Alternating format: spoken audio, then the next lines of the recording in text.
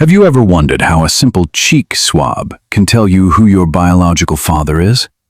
Scientists can now prove parenthood with over 99% accuracy. And it all comes down to something invisible, hidden inside every single cell in your body. Welcome back to the channel. Today, we're going inside the laboratory to break down exactly how scientists determine a child's biological father using DNA testing. No jargon, no confusion, just real science made simple.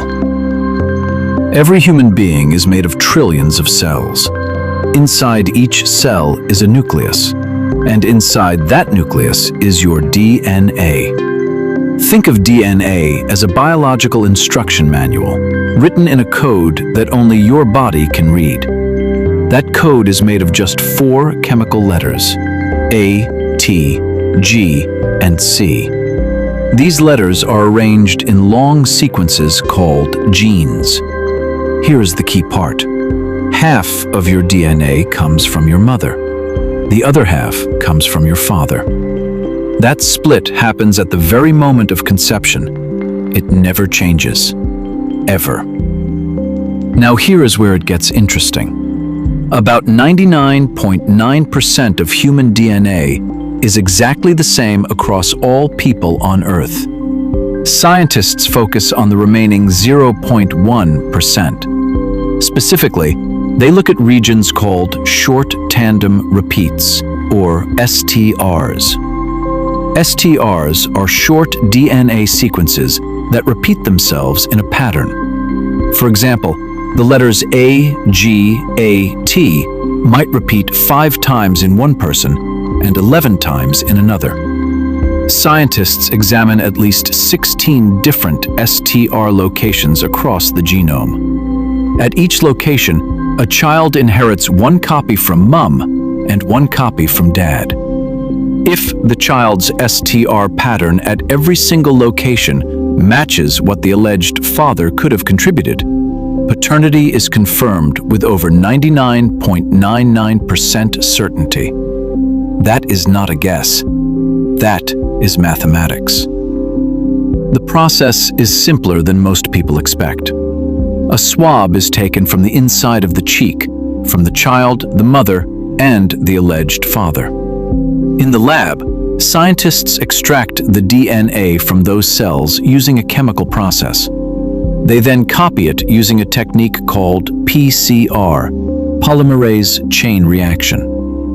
Think of PCR like a photocopier for DNA. It creates millions of copies of specific DNA regions, so scientists have enough material to actually analyze. Those copies are then run through a machine called a genetic analyzer. This machine reads the STR patterns and produces a visual output called an electropherogram, essentially a DNA fingerprint unique to that person. The results are then compared side by side.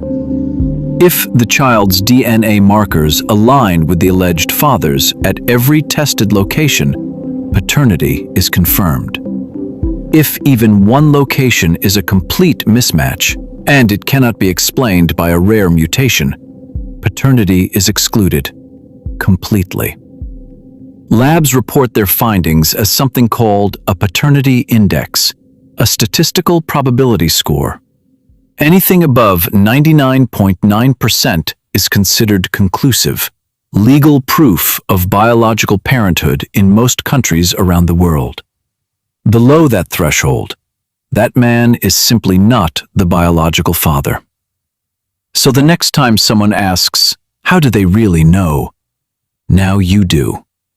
A few cells, a chemical process, a statistical match. That is the science behind one of the most personal questions a human being can ever ask. If you found this fascinating, hit subscribe. We break down real science like this every single week. And drop a comment below. Would you ever take a DNA paternity test? Let me know what you think.